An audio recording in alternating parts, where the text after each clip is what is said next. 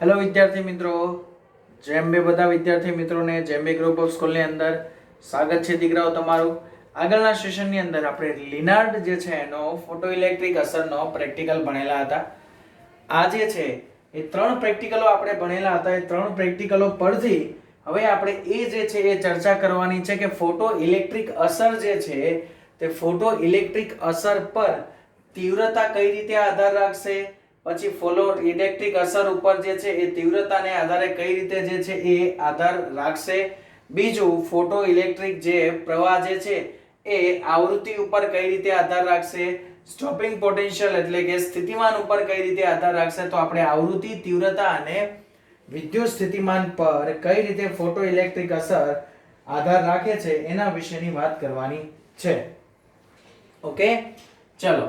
તો પહેલો જે ગ્રાફ છે એ તમને ઈઝીલી અહીંયા દીકરાઓ દેખાય છે, સુરેખ ગ્રાફ છે. તો એનો મીનિંગ શું થઈ ગયો કે ફોટો ઇલેક્ટ્રિક અસર જે છે અને પહેલું જે છે એ ફોટો ઇલેક્ટ્રિક અસર, અને અહીંયા તમે જોઈ શકો છો કે ફોટો ઇલેક્ટ્રિક અસર પર ઓકે તીવ્રતાની જે છે એ આપાત પ્રકાશની તીવ્રતા, તે તીવ્રતા કઈ રીતે આધાર રાખે છે એના વિશેની ચર્ચા અહીંયા કરવામાં આવેલી છે.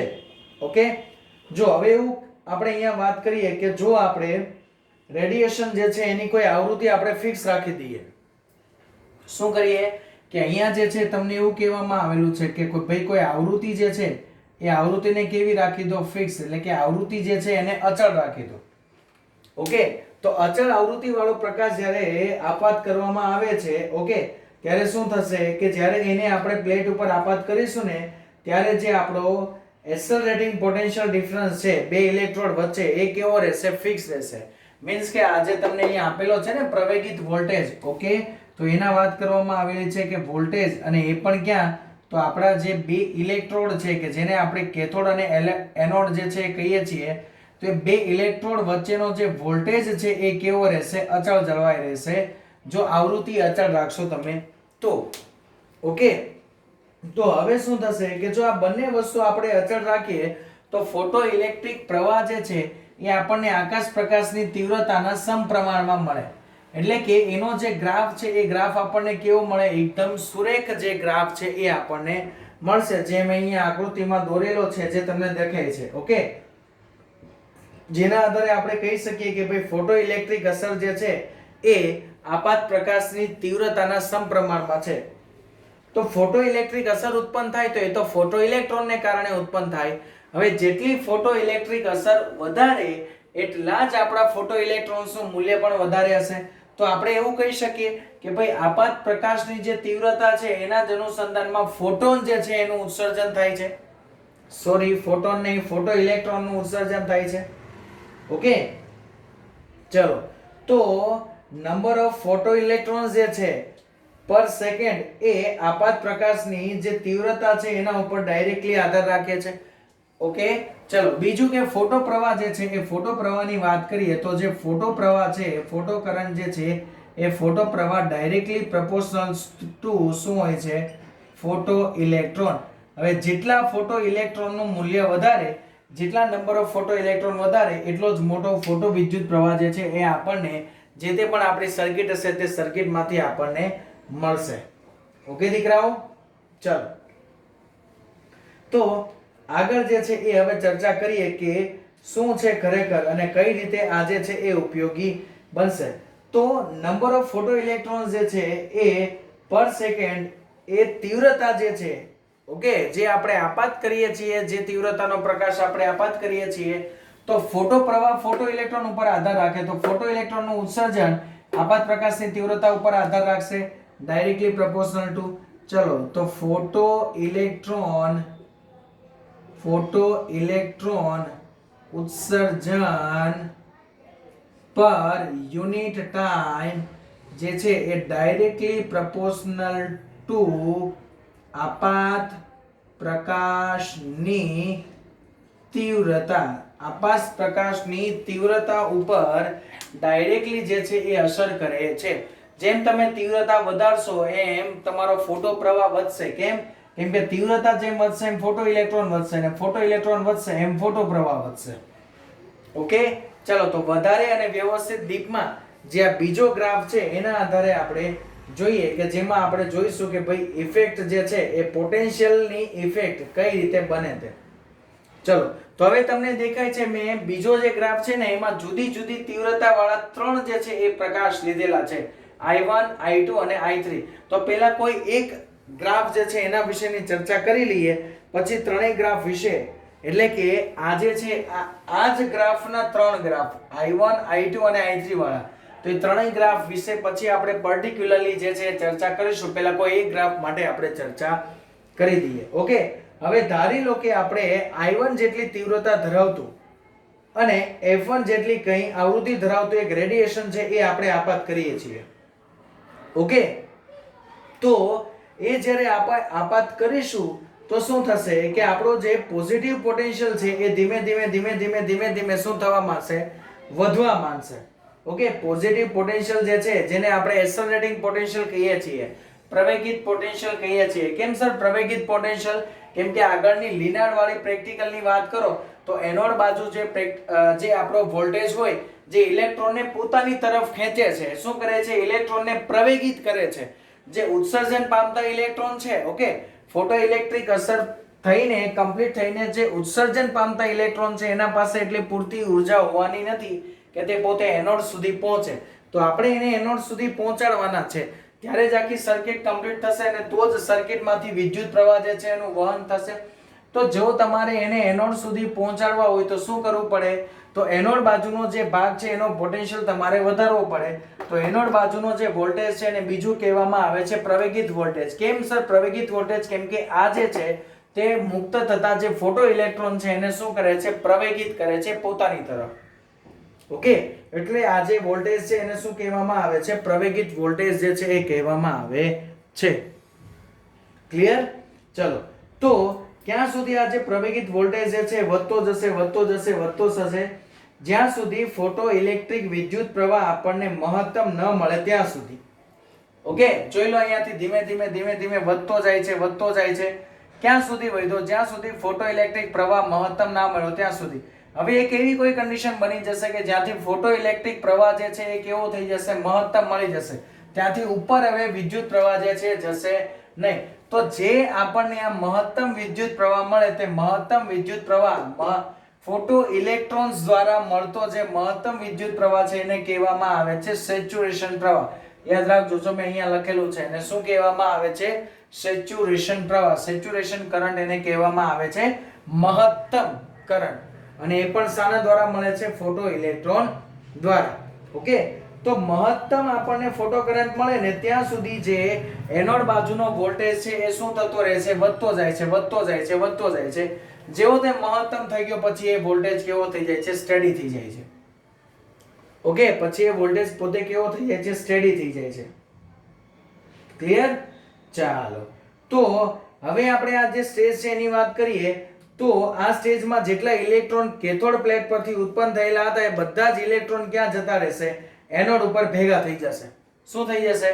અહીંયાથી આ પ્રવાહ મહત્તમ થઈ ગયો તો એનો મીનિંગ શું થઈ ગયું કે જેટલા ઇલેક્ટ્રોન જે છે પેલી કેથોડ પ્લેટ દ્વારા ઓકે ઉત્સર્જિત કરવામાં આવતા હતા એ બધા ઇલેક્ટ્રોન જે છે કોણે મેળવી લીધા? હવે પૂરેપૂરા ઇલેક્ટ્રોન જે છે એ એનોડે મેળવી લીધા. તો જ જે છે એ વિદ્યુત પ્રવાહ રચાય. તે કેવો રચાય? મહત્તમ રચાય. એના વગર મહત્તમ વિદ્યુત પ્રવાહ રચાવો શક્ય નથી. હવે આપણે શું કરીએ કે બેટરીના ટર્મિનલ જે છે એને ફેરવી દઈએ. શું કરી દઈએ આપણે? બેટરીના જે ટર્મિનલો જે છે એને ફેરવી દઈએ છીએ આપણે. તો બેટરીના ટર્મિનલને ફેરવતા શું થશે? તો શરૂઆતમાં જો બેટરીના ટર્મિનલ ફેરવશું એ જે છેડો છે એનોડ જે છે એ અત્યારે પોતે કેવો થઈ ગયો છે? પ્રવેગિત વોલ્ટેજ, એટલે કે અત્યારે એની પાસે ધન વોલ્ટેજ છે. હવે જ્યારે એનોડ બાજુનો વોલ્ટેજ આપણે ઘટાડતા જશું. કેમ ઘટાડતા જશું સર? કેમ કે કેથોડ બાજુનો વોલ્ટેજ જે છે એને તો ઇલેક્ટ્રોન ગુમાવેલા હતા એટલે એ તો પોતે ઋણ વિદ્યુત ભારિત થઈ ગયો તો. હવે આપણે એને ઉલટાવી દઈએ છીએ બંને છેડાઓ. ઓકે, તો કેથોડ બાજુ ધન છેડો જોડી દઈએ છીએ અને એનોડ બાજુ જે છે એ ઋણ છેડો જોડી દઈએ છીએ.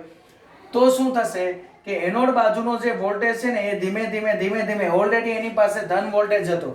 તો જ્યારે તમે એને ઋણ વિદ્યુત ભારિત કરશો એટલે ધીમે ધીમે ઘટતો જશે ને પોતે કેવો થશે? તો પોતે જે છે સ્ટેડી થવાની ટ્રાય કરશે. મીન્સ કે પોતે જે છે એ કેવું થઈ જશે? સંતુલિત થવા તરફ આગળ વધશે. પણ જ્યારે આપણે આ બાજુના કેથોડ બાજુના જે વોલ્ટેજની આપણે વાત કરીએ તો સર આ જે વોલ્ટેજ છે આ વોલ્ટેજ ઘટતો જાય છે, તો એનો મીનિંગ શું થઈ ગયો કે પ્રતિ પ્રવેગી વોલ્ટેજ જે છે એમાં ફેરફાર થતો જાય છે. હવે જ્યારે જો તમે એને રિવર્સ ડાયરેક્શનમાં જોડો એટલે વિદ્યુત પ્રવાહ જે ફોટો કરંટ છે તમારો ધીમે ધીમે ઘટીને કોઈ એક કન્ડિશન એવી આવે છે, કોઈ એક વોલ્ટેજનું મૂલ્ય એવું આવે છે કે જે વોલ્ટેજના મૂલ્ય માટે તમને કોઈ પણ પ્રકારનો ફોટો કરંટ મળતો નથી, કોઈ પણ પ્રકારનો ફોટો ઇલેક્ટ્રોન ત્યાંથી ઉત્પન્ન થતો નથી. તો આવો જે આપણી પાસે વોલ્ટેજ છે એ વોલ્ટેજને કહેવામાં આવે છે સ્ટોપિંગ પોટેન્શિયલ. એ વોલ્ટેજને શું કહેવામાં આવે છે? Stopping potential. અથવા તો એ વોલ્ટેજ જે છે એને કહેવામાં આવે છે કટ ઓફ વોલ્ટેજ. ઓકે, આને તમે સ્ટોપિંગ પોટેન્શિયલ બોલો અથવા તો કટ ઓફ વોલ્ટેજ બોલો, બંને એક જ છે. તો કટ ઓફ વોલ્ટેજ કોને કહેવાય? તો એટલો જે મિનિમમ પ્રતિ પ્રવેગી વોલ્ટેજ. ઓકે, એવો મિનિમમ પ્રતિ પ્રવેગી વોલ્ટેજ કે જે વોલ્ટેજ ના મૂલ્ય માટે જે ફોટો ઇલેક્ટ્રોન છે એનું ઉત્સર્જન 0 થઈ જાય છે, એટલે કે ફોટો પ્રવાહનું મૂલ્ય 0 થઈ જાય છે.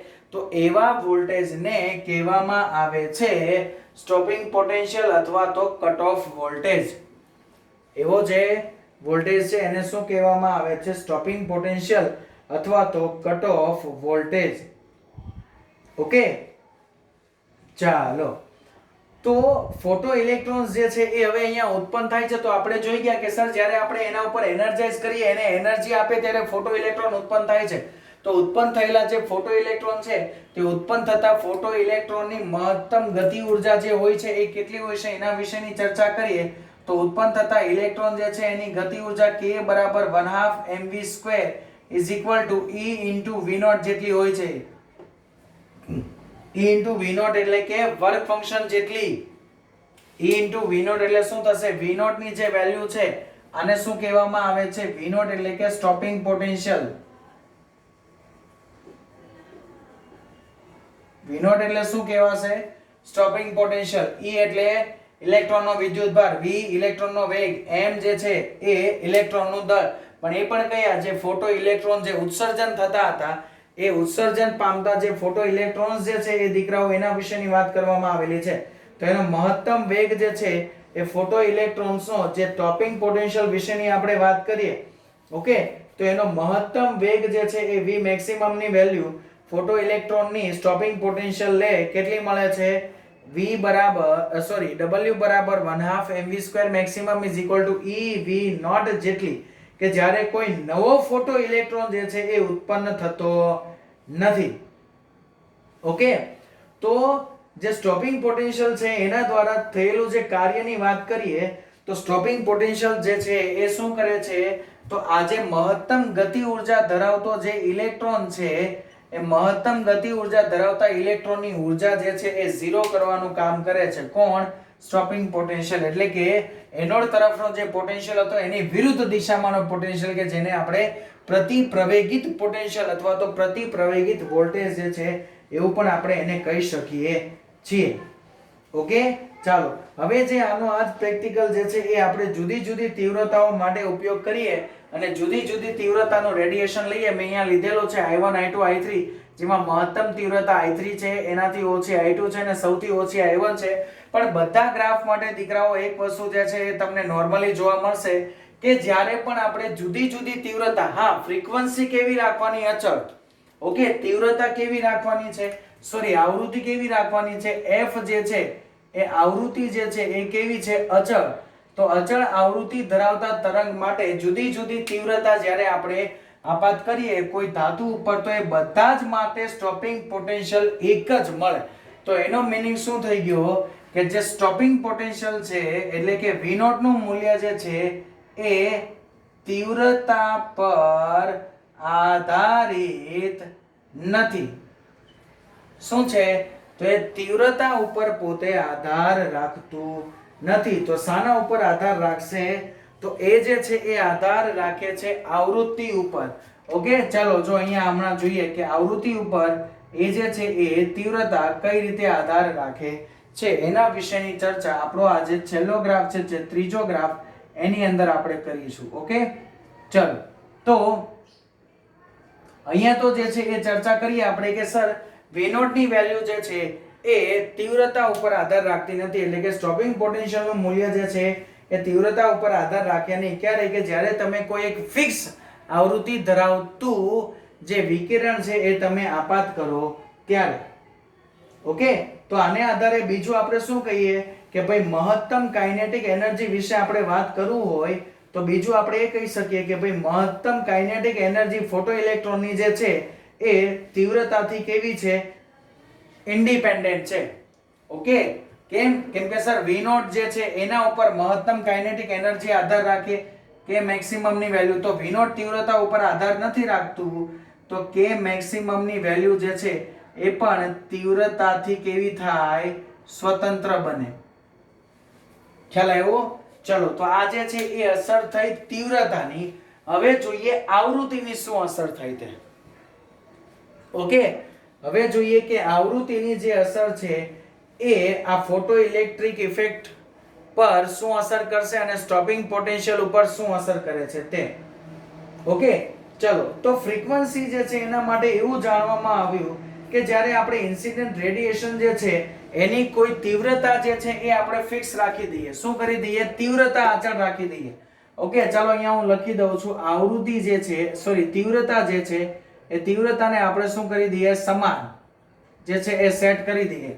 તો જ્યારે સમાન તીવ્રતા વાળો અને જુદી જુદી આવૃત્તિ ધરાવતો જ્યારે પ્રકાશ જે છે એ કોઈ ફોટો સેન્સિટિવ મેટલ ઉપર આપાત કરવામાં આવે તો, અને એ પણ કઈ બાજુ કે જ્યારે એનોડ બાજુનો જે વોલ્ટેજ હોય પ્રતિપ્રવેગિત વોલ્ટેજ હોય, તો એના માટે ધીમે ધીમે પહેલા ફોટો પ્રવાહ જે છે એનું મૂલ્ય વધતું જાય છે અને અમુક સમય પર અમુક આવૃત્તિ માટે તે ફોટો પ્રવાહનું મૂલ્ય કેવું થઈ જાય છે? અચળ થઈ જાય છે, અને જે મૂલ્ય મહત્તમ મૂલ્ય મળે છે અને એ મહત્તમ પ્રવાહને કહેવામાં આવે છે દીકરાઓ સેચ્યુરેશન પ્રવાહ.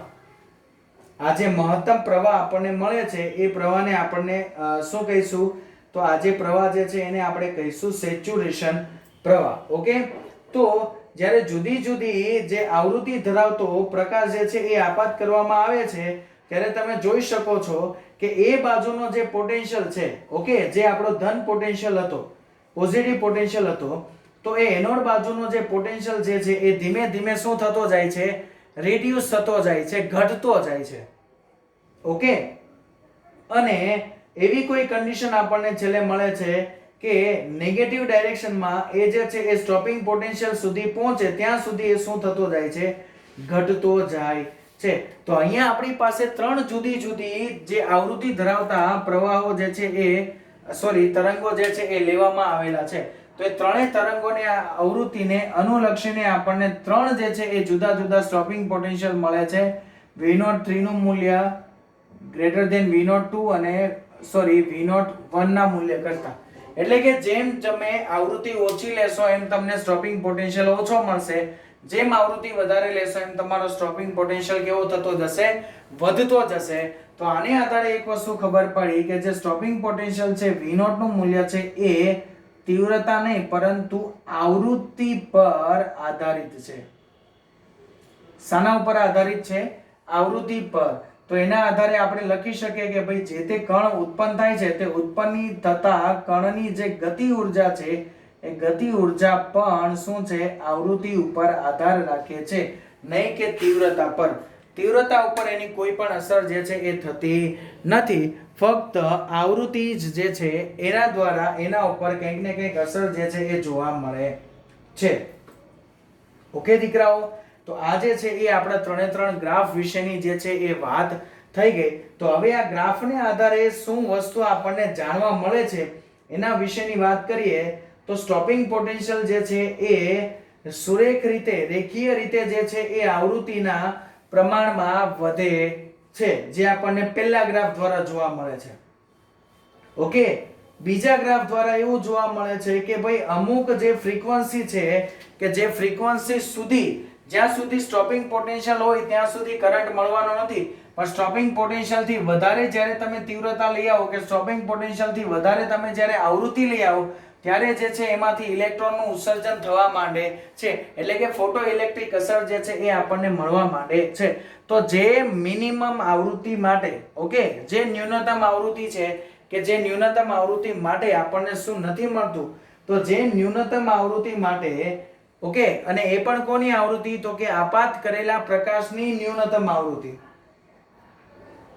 ઓકે, તો આપાત પ્રકાશના તરંગની જે ન્યૂનતમ આવૃત્તિ માટે ફોટો ઇલેક્ટ્રિક અસર 0 થાય છે એ આવૃત્તિને કહેવામાં આવે છે થ્રેશોલ્ડ આવૃત્તિ.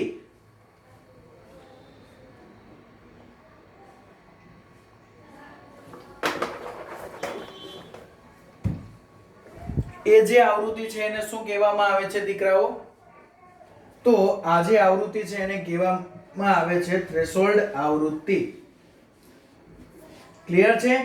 અને બીજું જે છે મેઇન બે એના ઓબ્ઝર્વેશન ટાઈમ મેં અહીંયા લખી દીધેલા છે કે V0 ની વેલ્યુ એટલે કે સ્ટોપિંગ પોટેન્શિયલ ની વેલ્યુ અને ગતિ ઊર્જાની વેલ્યુ તીવ્રતા ઉપર જે છે એ આધાર રાખતી નથી. તીવ્રતાથી પોતે સ્વતંત્ર છે પણ આવૃત્તિ ઉપર આધાર રાખે છે. શાના ઉપર આધાર રાખે છે? આવૃત્તિ ઉપર આધાર રાખે છે. અને એ પણ કઈ આવૃત્તિ? તો આ જે આવૃત્તિ છે એ આપણે આપાત કરેલા જે પ્રકાશનું વિકિરણ છે તે આપાત કરેલા પ્રકાશના વિકિરણની આવૃત્તિ છે. ઓકે, તો એ આપાત પ્રકાશના તરંગ જે છે એ આપાત પ્રકાશની વિકિરણની આવૃત્તિ ઉપર જે છે એ આધાર રાખે છે. ઓકે, તો આ જે છે એ દીકરાઓ થઈ ગઈ ફોટો ઇલેક્ટ્રિક અસર ઉપર અસર કરતા પરિબળો જેવા કે આવૃત્તિ, તીવ્રતા અને સ્ટોપિંગ પોટેન્શિયલ એટલે કે વિદ્યુત સ્થિતિમાન જે છે એની અસર. ઓકે, ચલો તો આઈ હોપ તમને લોકોને વ્યવસ્થિત રીતે ખ્યાલ આવી ચૂકેલો હશે બેટાઓ.